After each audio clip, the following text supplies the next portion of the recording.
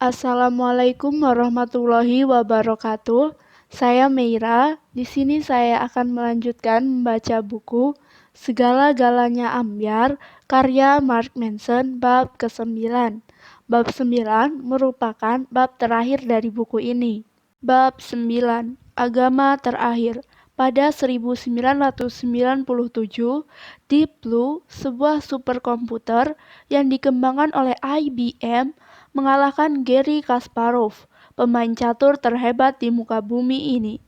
Itu merupakan peristiwa mengharukan di sepanjang sejarah perkomputeran. Sebuah peristiwa yang mengguncang, yang telah menghebohkan pemahaman orang-orang akan teknologi, kecerdasan, dan kemanusiaan. Tapi, hingga hari ini, itu hanyalah tinggal kenangan yang biasa. Tentu saja, sebuah komputer bisa mengalahkan juara dunia catur. Kenapa tidak? Sejak awal mula komputer, catur telah menjadi sarana favorit untuk mengetes kecerdasan artifisial. Itu karena catur memiliki jumlah permutasi yang nyaris tidak terbatas. Terdapat lebih banyak kemungkinan dalam permainan catur ketimbang atom-atom di semesta yang bisa teramati. Dalam setiap posisi permainan catur, jika seseorang merencanakan 3 atau 4 langkah saja, sesungguhnya telah ada ratusan juta variasi. Bagi sebuah komputer, untuk mengalahkan permainan manusia, bukan saja ia harus mampu mengkalkulasi sejumlah jalan yang keluar yang dimungkinkan, tapi juga harus memiliki algoritma yang solid untuk membantunya memutuskan mana yang paling sesuai. Dengan kata lain, untuk mengalahkan pemain manusia, otak pemikir komputer, walaupun terbukti lebih hebat dari kepunyaan manusia, harus diprogram untuk mengevaluasi posisi bidak-bidak yang kurang atau lebih menguntungkan. Maka, komputer tersebut harus diprogram untuk memiliki otak perasa yang juga lebih hebat. Sejak peristiwa di tahun 1997 itu, komputer terus meningkatkan performa dalam permainan catur. Secara mengesankan, 15 tahun kemudian, pemain-pemain manusia yang hebat telah dipukul jatuh oleh software catur, kadang-kadang dengan selisih poin yang memalukan. Kini bahkan mustahil untuk mengalahkannya. Kasparov sendiri baru-baru ini berkelakar bahwa aplikasi catur ditaruh di ponsel-ponsel pintar jauh lebih kuat ketimbang Deep Blue. Sekarang ini, pengembang software catur mengadakan turnamen untuk program-program mereka untuk membuktikan algoritma siapa yang paling jago. Manusia-manusia bukan saja dikucilkan dari turnamen ini, tapi bagaimanapun mereka juga sepertinya mustahil bersaing. Kampiun dunia sejati software catur selama beberapa tahun belakangan adalah sebuah program open source yang dinamakan Stockfish. Stockfish selalu menjadi pemenang atau juara kedua di hampir semua turnamen software catur terpandang sejak 2014. Sebuah hasil kolaborasi beberapa pengembang software catur, Stockfish kini merupakan referensi puncak ilmu catur. Bukan saja menjadi mesin catur, software tersebut juga mampu menganalisis setiap permainan, setiap posisi, memberi masukan selevel Grandmaster hanya dalam hitungan detik saja. Sebuah langkah dibuat oleh seorang pemain. Stockfish melenggang gembira sebagai raja yang memuncaki komputerisasi catur, menjadi standar emas untuk semua analisis catur di seantero dunia. Hingga pada 2018, Google muncul di arena pesta tersebut, dan semuanya tampak aneh. Google memiliki sebuah program bernama AlphaZero. Itu bukanlah software catur, itu merupakan software kecerdasan artifisial. Sebuah software yang diprogram untuk belajar dan bukan cuma catur, tapi semua permainan. Di awal 2018, Stockfish menghadapi AlphaZero milik Google. Di atas kertas, itu sama sekali bukan sebuah pertarungan yang setara. AlphaZero dapat mengkalkulasi hanya 8.000 posisi bidak per detik, sementara Stockfish Stockfish 70 juta. Dalam peristilahan kekuatan komputasional, itu seperti saya memasuki sebuah pertandingan lari melawan mobil balap Formula 1. Namun, ini akan terdengar semakin gila. Pada hari pertarungan tersebut, AlphaZero bahkan tidak tahu bagaimana cara bermain catur. Ya, betul. Sebelum pertandingan melawan software catur terbaik dunia, AlphaZero memiliki kurang dari sehari saja untuk belajar catur dari nol. Software tersebut menghabiskan sebagian besar waktunya untuk menjalankan simulasi-simulasi permainan catur melawan dirinya sendiri. Belajar dengan praktik langsung, ia mengembangkan strategi-strategi dan prinsip dengan cara yang sama yang dilakukan manusia melalui percobaan dan kesalahan, trial and error. Bayangkan, skenario ini, Anda baru saja belajar aturan-aturan permainan catur, salah satu permainan paling kompleks di planet ini. Anda diberi waktu kurang dari sehari untuk mencoba setiap posisi dan menemukan beberapa strategi, dan dari sana pertandingan pertama Anda adalah melawan juara dunia. Semoga beruntung. Meskipun begitu, AlphaZero menang. Oke, dia bukan saja menang. AlphaZero menggunduli Stockfish dari 100 kali permainan, semuanya dimenangkan oleh AlphaZero atau berakhir seri. Baca sekali lagi, hanya 9 jam setelah mempelajari aturan-aturan permainan catur, AlphaZero berduel dengan pemain catur paling hebat sedunia dan tidak kehilangan satupun dari 100 permainan. Itu merupakan hasil yang sangat tidak terduga. Sampai-sampai banyak orang masih tidak tahu bagaimana itu bisa terjadi. Para juara dunia, manusia mengagumi kreativitas dan kehebatan AlphaZero. Peter Hein Nielsen berujar, "Saya selalu bertanya-tanya bagaimana rasanya kedatangan spesies superior di muka bumi dan memamerkan kebolehan mereka bermain catur. Kini saya tahu rasanya." Setelah selesai dengan Stockfish, AlphaZero tidak lantas beristirahat. Cih, yang benar saja. Istirahat hanya untuk manusia yang lemah. Segera setelah menyelesaikan permainan dengan Stockfish, AlphaZero justru mulai belajar strategi permainan shogi. Shogi sering dirujuk sebagai permainan catur Jepang, tapi banyak orang berkilah bahwa permainan itu lebih kompleks dari catur. Sementara Kasparov kalah dari komputer pada 1997.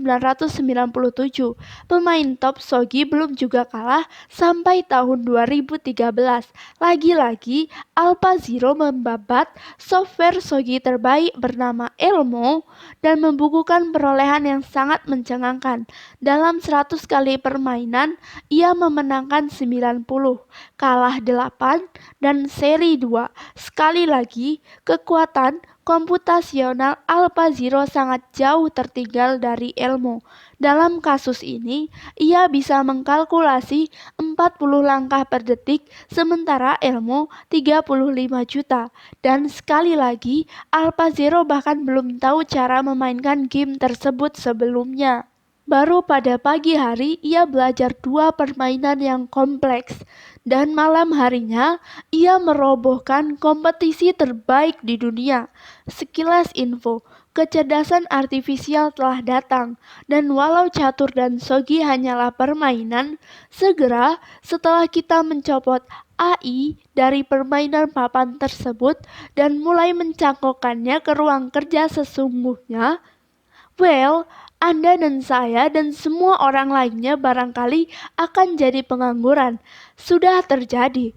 Program kecerdasan artifisial telah menemukan bahasa mereka sendiri yang tidak bisa dipecahkan oleh manusia, menjadi lebih efektif ketimbang para dokter dalam mendiagnosis pneumonia, dan bahkan menulis bab-bab fanfiction Harry Potter secara mengesankan.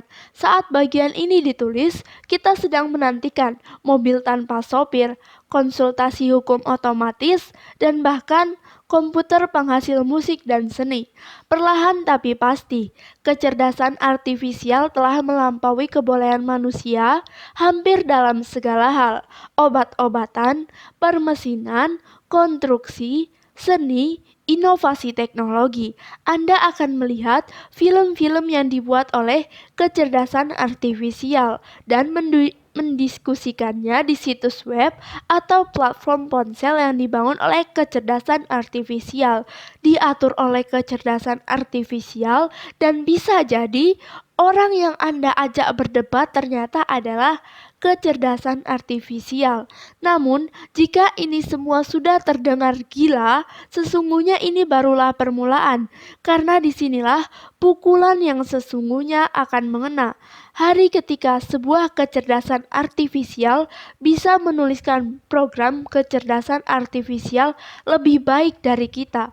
Ketika hari itu datang, ketika sebuah kecerdasan artifisial dapat membuat versi yang lebih baik dari dirinya sendiri, seturut kemauannya sendiri, maka kencangkanlah sabuk pengaman Anda, kawan, karena ini akan menjadi sebuah perjalanan berkendara yang liar dan kita tidak akan lagi memiliki kendali atas jalannya dunia ini. Kecerdasan artifisial akan sampai pada taraf di mana kecerdasan tersebut menyalip kecerdasan manusia sehingga kita tidak lagi mampu memahami apa yang mereka lakukan. Mobil akan menjemput kita dengan alasan yang tidak kita mengerti dan mengantar kita ke lokasi yang tidak kita ketahui keberadaannya. Secara tidak terduga, kita akan menerima obat-obatan atas suatu problem kesehatan yang kita sendiri tidak merasa mengalaminya. Sangat mungkin bahwa anak-anak kita akan berganti sekolah, kita akan berganti pekerjaan, kebijakan-kebijakan ekonomi akan berubah tiba-tiba, pemerintahan-pemerintahan akan memperbarui konstitusi, dan tidak ada dari antara kita yang akan memahami alasan dibalik itu semua. Terjadi begitu saja. Otak pemikir kita akan terlalu lamban dan otak perasa kita akan terlalu labil dan berbahaya. Seperti AlphaZero yang dalam hitungan jam menemukan strategi-strategi catur sehingga mengelabui jagoan-jagoan catur.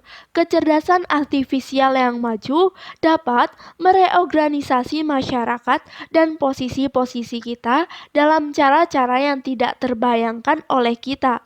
Kemudian, kita akan kembali pada titik permulaan, menyembah daya-daya yang mustahil dan tidak dikenal yang seolah mengendalikan nasib kita. Sama seperti manusia-manusia primitif berdoa pada dewa, hujan, dan api. Sama seperti cara mereka melakukan pengorbanan, mempersembahkan barang-barang, merancang ritual-ritual, dan mengubah perilaku dan penampilan mereka untuk mengambil hati para dewa alam. Begitu pula lah yang akan kita lakukan. Namun, alih-alih menyembah dewa-dewa primitif, kita akan memasarkan hidup kita pada dewa-dewa kecerdasan artifisial, AI gods. Kita akan mengembangkan tahayul tentang algoritma. Jika kamu mengenakan ini, algoritma akan berpihak padamu. Jika kamu bangun pada jam tertentu dan mengucapkan kata-kata tertentu dan mendatangi tempat tertentu, mesin-mesin itu akan memberkatimu dengan harta yang berlimpah. Jika kamu jujur dan tidak melukai orang lain dan menyayangi diri dan keluargamu, dewa kecerdasan artifisial akan melindungimu. Dewa-dewa lama akan digantikan oleh dewa-dewa baru, algoritma. Dan dalam kejutaan ironi evolusioner, sains yang sama yang sukses membunuh dewa-dewa lama akan menciptakan dewa-dewanya yang baru. Dia akan kembali memeluk suatu agama, dan agama-agama kita tidak jauh berbeda dengan agama-agama di era kuno. Lagi pula, pada dasarnya, perkembangan psikologis kita senantiasa berevolusi untuk menuhankan segala yang tidak kita pahami, untuk memuja daya-daya yang menolong atau membahayakan kita, untuk membentuk sistem-sistem nilai di seputar pengalaman-pengalaman kita, untuk mencari konflik yang mendatangkan harapan. Apa yang berbeda dari kecerdasan artifisial? Dewa-dewa kecerdasan artifisial paham akan hal ini. Tentu saja, dan entah mereka akan mencari cara untuk mengupgrade otak kita dari taraf kebutuhan psikologis primitif akan perselisihan terus-menerus atau mereka akan merekayasa perselisihan artifisial untuk kita. Kita akan menjadi seperti anjing peliharaan mereka, dibuat yakin bahwa kita sedang melindungi dan memperjuangkan sekuat tenaga teritori kita. Namun senyatanya, kita hanyalah berkali-kali mengencingi hidran pemadam kebakaran digital. Ini barangkali membuat Anda takut. Ini barangkali membuat Anda tertarik. Apapun itu, hal ini sangat mungkin terjadi. Kekuatan muncul dari kemampuan untuk memanipulasi dan memproses informasi. Dan pada akhirnya, kita selalu memuja apapun yang memiliki kekuatan di atas kita.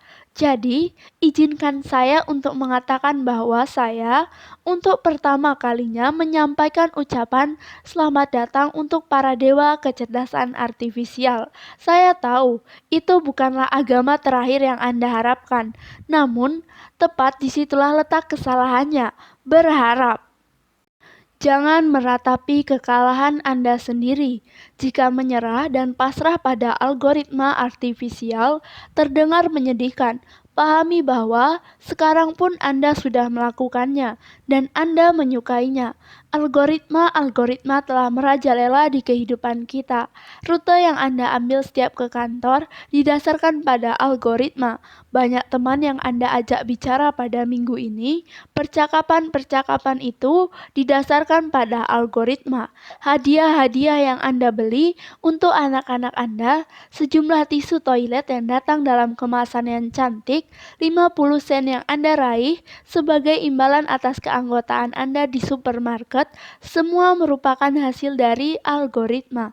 Kita membutuhkan algoritma tersebut karena mereka membuat hidup kita menjadi lebih mudah. Dan dewa algoritma juga akan mempermudah hidup di masa depan. Dan seperti yang kita lakukan dengan dewa-dewa di dunia purba, kita akan bersorak-sorai dan bersyukur pada mereka. Sungguh sangat mustahil membayangkan dunia tanpa kehadiran mereka. Algoritma ini membuat hidup kita menjadi lebih baik. Mereka membuat hidup kita menjadi lebih efisien. Mereka membuat kita menjadi lebih efisien. Itulah mengapa segera setelah kita melompat ke seberang, tidak mungkin lagi untuk kembali. Kita adalah algoritma yang jelek. Inilah cara terakhir untuk memandang sejarah dunia ini. Perbedaan antara hidup dan segala isinya adalah bahwa hidup ini merupakan hal-hal yang bisa berlipat ganda.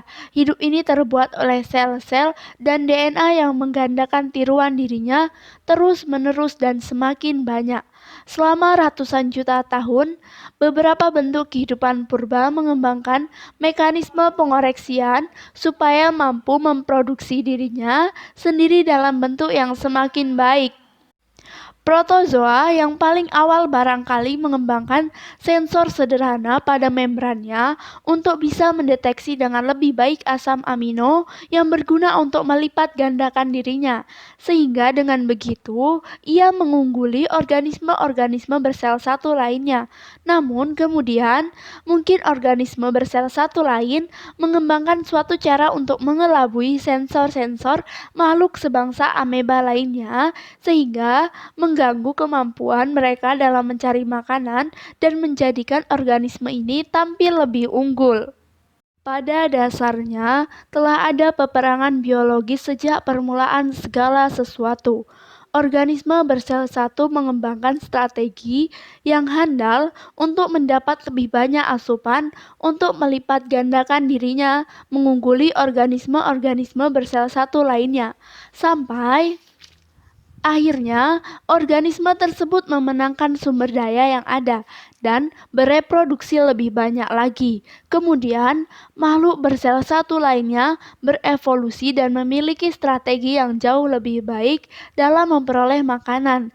dan makhluk ini memperbanyak diri. Proses ini berlanjut terus-menerus sampai miliaran tahun, dan sekejap kemudian Anda mendapati kadal-kadal yang kulitnya dapat berkamuflase, dan monyet-monyet yang pandai menirukan suara binatang, dan pria-pria paruh baya yang telah diceraikan istrinya sedang menghabiskan seluruh uangnya untuk membeli Chevy Camaros berwarna merah yang sebenarnya di luar daya beli mereka, semata karena menurut iklan, mobil itu bisa menjamin kelanjutan dan kemampuan mereka dalam bereproduksi. Ini merupakan jalan cerita evolusi pertarungan untuk menentukan yang paling sesuai, tapi Anda juga bisa melihatnya secara berbeda. Anda bisa menyebutnya pertarungan untuk menentukan yang paling lihai mencerna informasi. Oke, istilah itu tidak terlalu mentereng, tapi bisa jadi lebih akurat. Jadi, ameba yang dalam proses evolusinya mengembangkan sensor-sensor pada membrannya supaya dapat mendeteksi asam amino dengan lebih baik pada intinya yang terdalam, itu merupakan bentuk pencernaan informasi. Ia bisa melebihi kemampuan organisme lain dalam mencerna fakta-fakta lingkungan sekitarnya. Dan karena ia mengembangkan cara yang lebih baik dalam mencerna informasi ketimbang gumpalan bersel satu lainnya, ia memenangkan pertandingan evolusioner dan boleh menyebarkan gen-gennya. Begitu juga kadal yang dapat berkamuflase, dia juga telah mengembangkan satu cara untuk memanipulasi informasi visual untuk mengelabui predator-predator, sama halnya dengan monyet-monyet yang bisa menirukan suara-suara binatang, sama halnya dengan pria-pria paruh baya yang putus asa dan camoronya bisa juga tidak. Evolusi menghadiahi makhluk-makhluk yang terkuat, dan kekuatan ditentukan oleh kemampuannya dalam mengakses, memanfaatkan, dan memanipulasi informasi secara efektif. Seekor singa dapat mendengar buruannya dari jarak hampir 2 km. Seekor burung elang dapat melihat tikus dari ketinggian 900 meter lebih. Paus mengembangkan nyanyian gubahannya sendiri dan dapat saling berkomunikasi dengan sesama spesiesnya meski terpaut jarak hingga 200 km di bawah laut. Itu semua merupakan contoh kemampuan mencerna informasi, dan kemampuan menerima dan mencerna informasi tersebut ada hubungannya dengan kemampuan makhluk-makhluk tersebut untuk bertahan dan bereproduksi. Secara fisik, manusia sangat di luar dugaan. Kita ini lemah, lamban, dan rapuh, dan kita mudah lelah. Namun kita adalah pencerna informasi alam yang paling hebat. Kita adalah satu-satunya spesies yang dapat mengonceptualisasi masa lalu dan masa depan, dan dapat menyimpulkan runutan sebab dan akibat yang panjang, yang bisa merancang dan membuat strategi dalam istilah-istilah yang abstrak, yang bisa membangun dan menciptakan dan memecahkan masalah secara konstan. Dari jutaan tahun evolusi otak pemikir, pikiran sadar yang suci menurutkan adalah yang telah dan beberapa milenia terakhir mendominasi seluruh planet dan melahirkan jalinan produksi teknologi dan jejaring kerja yang rumit dan luas. Itu karena kita adalah algoritma-algoritma. Kesadaran kita sendiri merupakan jejaring kerja algoritma yang luas dan pohon-pohon keputusan. Algoritma-algoritma yang didasarkan pada nilai-nilai dan pengetahuan dan harapan. Algoritma-algoritma kita bekerja dengan cukup bagus untuk ratusan ribu tahun pertama. Algoritma itu bekerja baik di sabana ketika kita sedang berburu bison dan mendiami komunitas nomaden yang kecil dan tidak pernah berjumpa dengan lebih dari 30 orang selama seumur hidup. Namun, dalam lingkup ekonomi yang terhubung secara global dengan miliaran manusia digempurkan oleh ribuan nuklir dan pelanggaran privasi di Facebook dan konser holografik Michael Jackson, algoritma kita tampak payah. algoritma itu menjadi ambyar dan memasukkan kita ke dalam lingkaran konflik yang selalu meningkat, yang sesuai kodrat algoritma kita tidak bisa memproduksi kepuasan permanen, tidak memberi kedamaian akhir. Itu menyerupai nasihat brutal yang kadang Anda dengar, bahwa satu-satunya faktor yang selalu ada dalam sekian banyak jalinan asmara Anda yang berujung kegagalan adalah kehadiran Anda. Well, satu-satunya faktor yang ada dalam setiap problem besar di dunia adalah kita. Permasalahan bom nuklir tidak akan muncul andai tidak ada beberapa orang dungu yang duduk di sana dan mengancam akan meledakkannya. Senjata-senjata biokimia, perubahan iklim, kepunahan spesies-spesies, genosida, silakan sebutkan apapun, semua masalah itu tidak ada sebelum kedatangan kita. Kekerasan dalam rumah tangga, pemerkosaan, pencurian uang, penipuan, semua itu berkat kita. Hidup pada dasarnya dibangun di atas algoritma-algoritma kita. Hanya kebetulan menjadi algoritma yang paling kompleks dan rumit yang pernah dimiliki oleh alam ini. Puncak daya-daya evolusioner selama 1 miliar tahun. Dan sekarang kita ada di ambang pembuatan algoritma yang perkembangannya akan melesat secara eksponensial melebihi kita. Walau telah mencapai banyak kesuksesan, pikiran manusia masih memiliki banyak sekali cacat. Kemampuan kita mencerna informasi dihambat oleh kebutuhan emosional kita untuk mendapatkan pengakuan, dimentahkan lagi oleh bias-bias persepsi kita. Otak pemikir kita selalu dibajak dan disandra oleh hasrat-hasrat otak perasa yang tiada air, dikunci di bagasi belakang mobil kesadaran, dan sering dibungkam atau dibius sehingga tidak mampu berfungsi. Dan seperti yang telah kita ketahui, kompas moral kita sangat sering diayun oleh kebutuhan kita untuk senantiasa menghasilkan harapan melalui konflik, seperti yang dikatakan oleh seorang psikolog moral, Jonathan Haidt, moralitas mengikat dan membutakan. Bin and Blitz, otak perasa kita merupakan peranti lunak yang kuno dan usang. Dan meski otak pemikir kita baik, otak memikir ini seringkali terlalu lamban dan kikuk untuk digunakan. Tanya saja pada Garry Kasparov. Kita adalah spesies yang gemar merusak dan membenci diri sendiri. Ini bukanlah pernyataan moral, ini sekedar fakta. Bukankah ini ketegangan internal yang selalu kita semua rasakan? Itulah yang mengantar kita ke sini. Itulah yang membawa kita sampai ke titik ini. Itu adalah peperangan kita, dan kita akan meneruskan tongkat estafet evolusi ini kepada prosesor-prosesor informasi yang akan menentukan epos berikutnya, mesin. Ketika Elon Musk ditanya tentang ancaman apakah yang paling mengerikan terhadap kemanusiaan, ia dengan cepat menyebutkan 3 hal. Pertama, perang nuklir skala besar. Kedua, perubahan iklim. Dan kemudian, tanpa menyebutkan yang ketiga, ia tiba-tiba terdiam. Air mukanya berubah kecut, ia melihat ke bawah, tampak berpikir dalam. Ketika penanya itu bertanya, "Apakah yang ketiga?" Ia tersenyum dan berkata, "Saya harap komputer-komputer bersikap baik pada kita." Terbaca sebuah rasa takut di sana bahwa kecerdasan artifisial akan memusnahkan manusia. Beberapa orang mengira bahwa permusnahan ini akan menyerupai perang besar seperti dalam Terminator 2. Yang lain was-was jika manusia secara tidak sengaja dihabisi oleh mesin-mesin tersebut, bahwa bisa jadi suatu kecerdasan artifisial didesain untuk mencari cara-cara yang lebih baik dalam membuat tusuk gigi, dan entah bagaimana menemukan cara terbaik, yaitu dengan memakai tubuh manusia. Namun bagi saya, ketakutan ini sedikit konyol. Satu-satunya alasan adalah bagaimana cara kita mempersiapkan diri menghadapi sesuatu yang sangat jauh lebih pintar dari Anda. Ini seperti melatih anjing untuk bermain catur melawan Kasparov. Sampai sekuat apapun si anjing Anda latih untuk berpikir dan bersiap-siap, tidak akan pernah berhasil. Apalagi pemahaman mesin akan baik dan buruk barangkali akan melampaui pemahaman kita. Saat saya menulis buku ini, 5 genosida yang berbeda terjadi di dunia ini.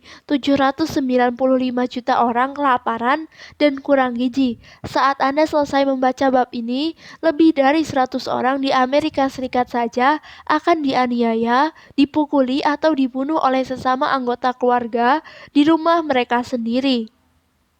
Apakah ada bahaya potensial yang didatangkan oleh kecerdasan artifisial? Tentu, namun secara moral kita sedang berada di rumah kaca dan melempari dindingnya menggunakan batu. Apa yang kita ketahui tentang etika dan perlakuan manusia pada binatang, lingkungan hidup dan sesama? Benar sekali tidak ada. Ketika sampai pada pertanyaan-pertanyaan moral, kemanusiaan secara historis gagal melewati tes tersebut, gagal lagi dan lagi. Mesin-mesin super cerdas jelas akan memahami kehidupan dan kematian, penciptaan dan penghancuran dalam taraf yang lebih tinggi melebihi kemampuan kita, dan ide bahwa mereka akan membasmi kita atas alasan sederhana bahwa kita tidak seproduktif mereka atau bahwa terkadang kita justru merecoki, saya pikir hanyalah sebuah cerminan aspek-aspek terburuk psikologi kita sendiri terhadap sesuatu yang tidak kita pahami atau tidak pernah bersedia kita pahami.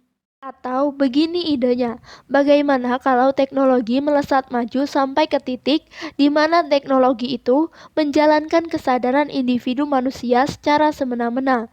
Bagaimana jika kesadaran dapat dilipat gandakan, diperluas dan dipangkas semaunya? Bagaimana jika dengan meniadakan segenap penjara biologis yang serba kaku dan tidak efisien yang kita sebut tubuh, atau segenap penjara psikologis yang serba kaku dan tidak efisien yang kita sebut identitas individual, membawa hasil yang jauh lebih etis dan mensejahterakan.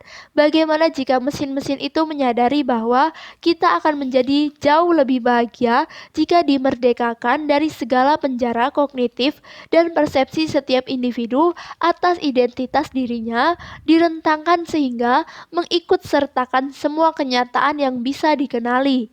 Bagaimana jika mereka berpikir bahwa kita hanyalah segerombolan orang idiot dengan liur tumpah dan mengikat kita dengan pornografi virtual yang sempurna dan pizza yang luar biasa enak sampai semua orang mampus dengan sendirinya. Siapakah kita untuk mengetahuinya dan siapakah kita untuk mampu mengomentarinya? Nietzsche menulis bukunya hanya beberapa abad setelah karya Darwin On the Origin of Species terbit pada 1859. Saat kemunculan Nietzsche di pentas pemikiran itu, dunia sedang diguncang oleh penemuan Darwin yang mengagumkan, mencoba untuk mencerna dan meresapi implikasi-implikasinya. Dan ketika dunia sedang panik tentang apakah manusia sungguh berevolusi dari kera atau tidak, Nietzsche seperti biasa memandang arah yang berlawanan dari manusia kebanyakan. Ia menganggapnya memang lumrah bahwa kita berevolusi dari kera. Bahkan dia berkata, dari mana lagi kebiadaban kita pada sesama ini datang? Alih-alih menanyakan dari mana asal evolusi kita, Nietzsche justru mempertanyakan arah tujuan evolusi manusia. Nietzsche berkata bahwa manusia adalah suatu transisi tergantung secara ringkih pada sebuah tali di antara dua ujung. Di belakang kita adalah monster dan di depan kita adalah sesuatu yang lebih besar. Karyanya sepanjang hidup didedikasikan untuk mencari tahu apakah sesuatu yang lebih besar itu dan kemudian mengarahkan pandangan kita ke depannya. Nietzsche meramalkan sebuah kemanusiaan yang melampaui segala harapan religius yang merentang, melampaui yang jahat dan yang baik, dan berdiri di atas semua perselisihan sepele antara nilai-nilai yang saling bertentangan. Sistem nilai inilah yang mengecewakan dan melukai kita dan terus mencampakkan kita di dalam lubang emosional bikinan kita sendiri.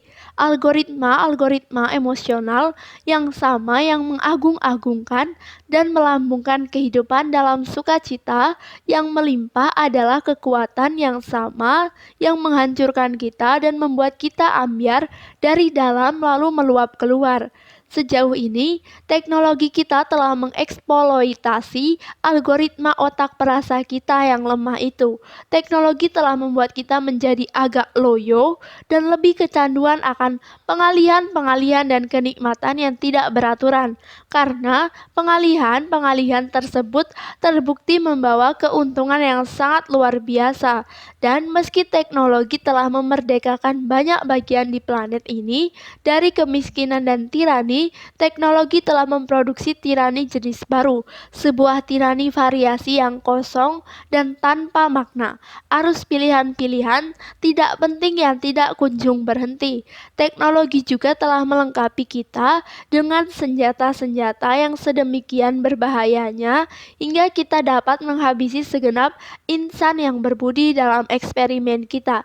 Jika kita ceroboh, saya percaya kecerdasan artifisial adalah yang dimaksud oleh Nietzsche sebagai sesuatu yang lebih besar. Inilah agama terakhir, agama yang melampaui kebaikan dan kejahatan, agama yang pada akhirnya akan menyatukan dan mengikat kita semua dan dalam suka dan duka. Adalah tugas kita kemudian untuk tidak mengacaukan kita sendiri sebelum mencapainya. Dan satu-satunya cara untuk melakukan adalah dengan mengadaptasi teknologi kita sehingga bisa pas untuk psikologi kita yang rentan ini.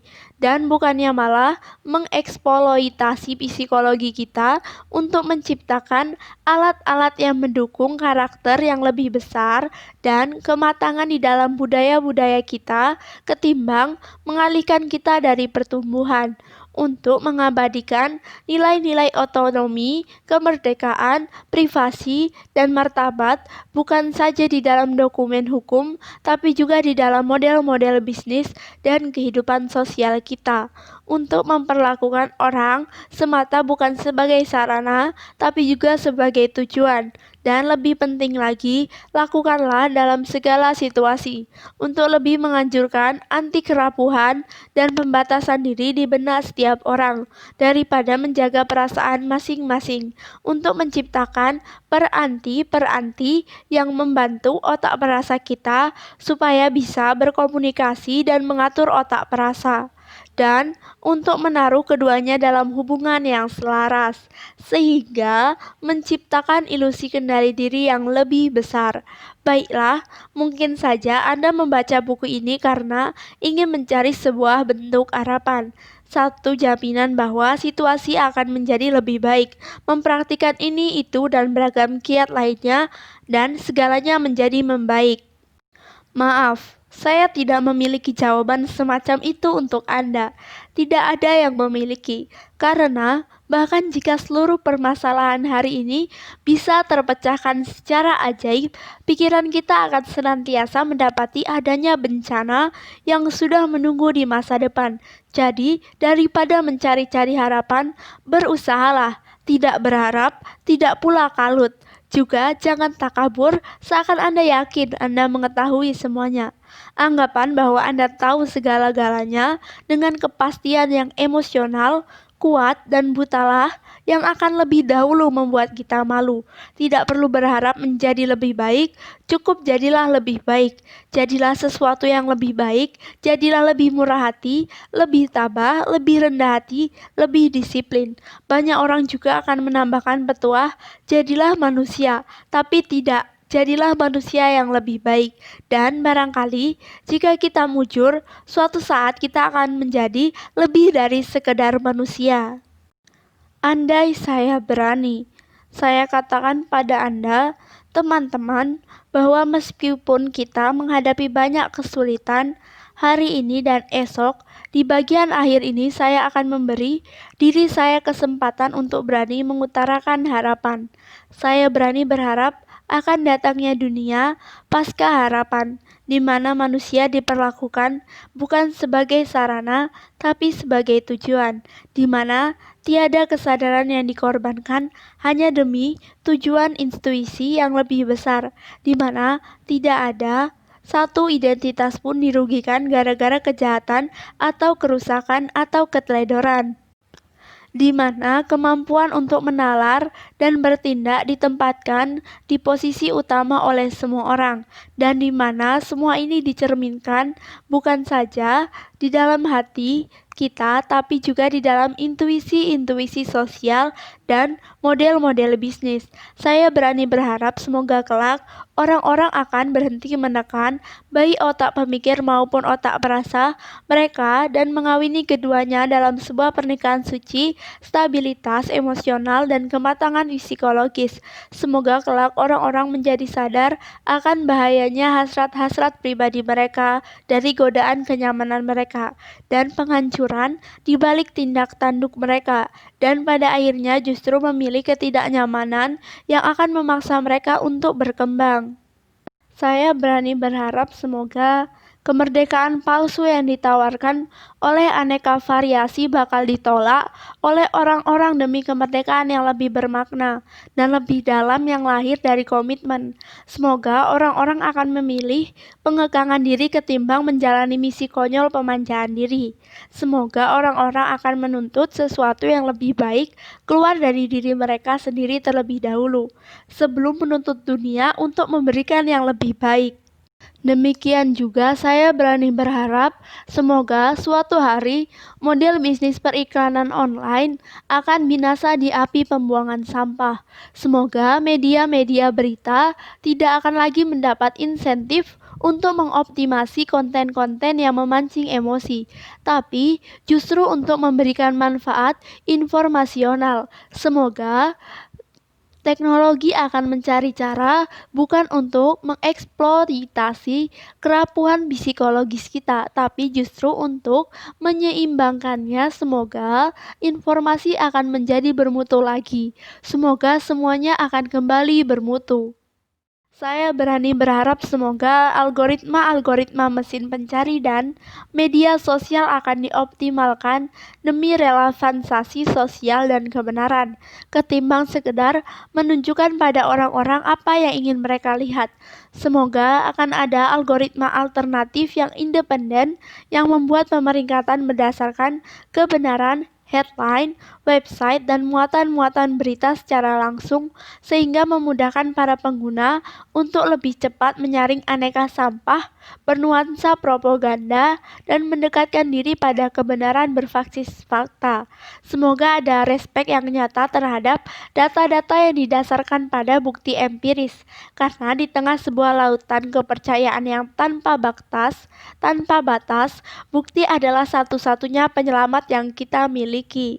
Saya berani berharap semoga suatu hari kita akan memiliki kecerdasan artifisial yang akan mendengarkan semua tulisan bodoh kita yang kita buat dan kita sampaikan, dan akan membongkar kehadapan kita hanya untuk kita barangkali bias-bias kognitif, asumsi-asumsi yang tidak beralasan, dan prasangka kita seperti notifikasi mungil yang muncul di ponsel Anda memberitahu Anda bahwa Anda baru saja melebih-lebihkan angka pengangguran ketika berdebat dengan paman Anda, atau bahwa Anda telah melantur terlalu jauh tadi malam saat Anda memberondong lini massa dengan tweet-tweet berbau kemarahan.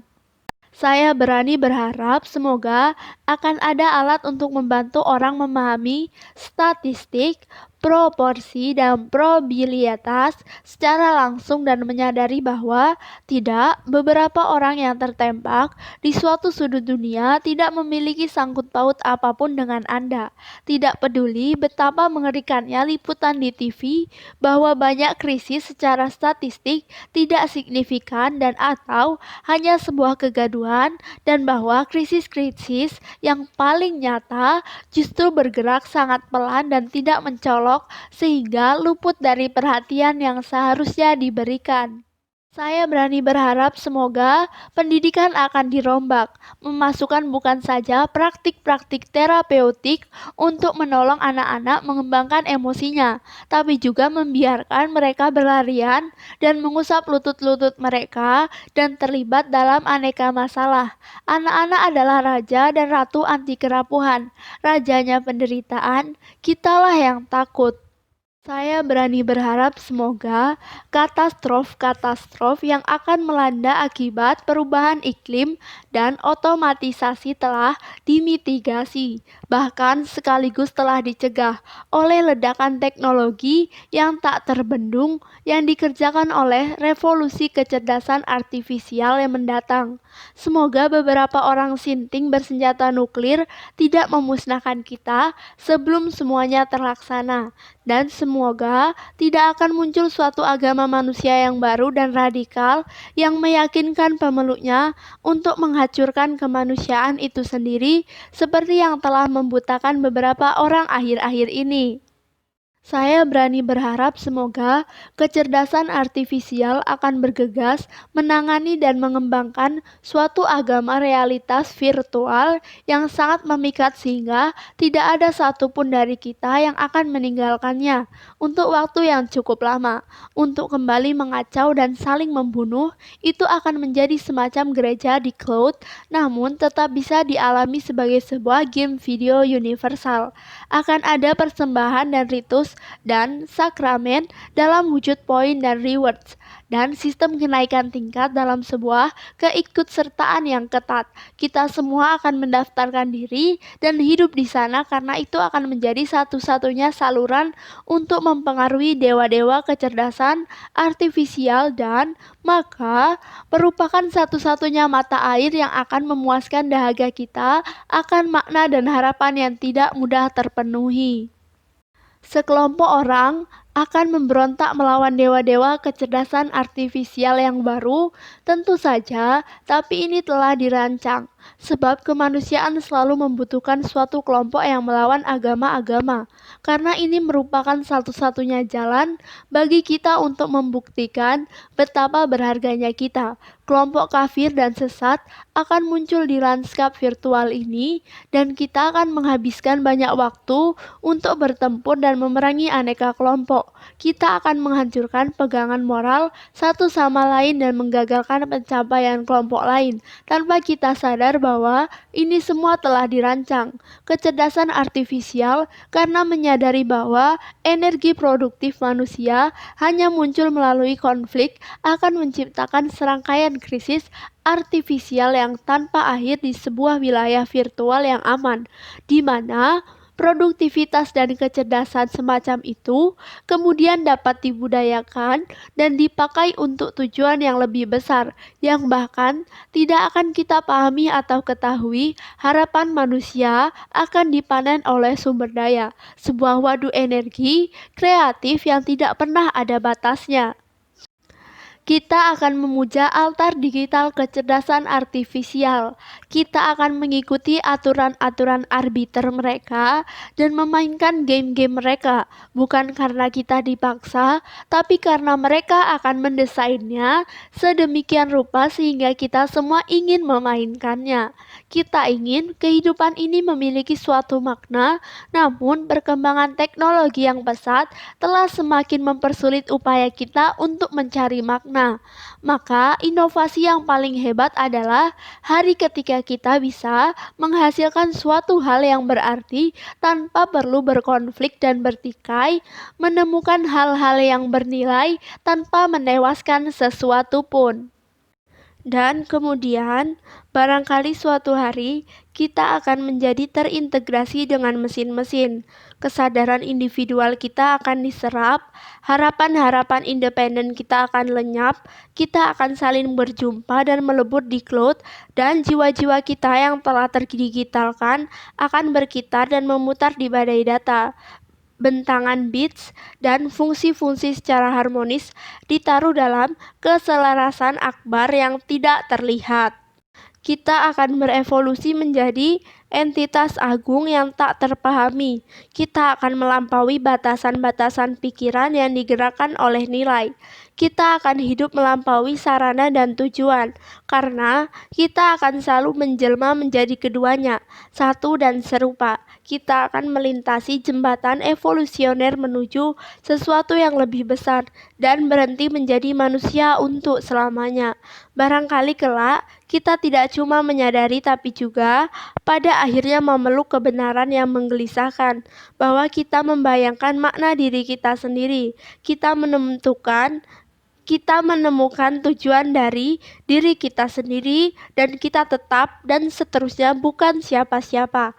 Sampai kapanpun kita bukanlah siapa-siapa. Dan barangkali kelak, suatu ketika di masa depan, lingkaran abadi pengharapan dan penghancuran akan berakhir. Atau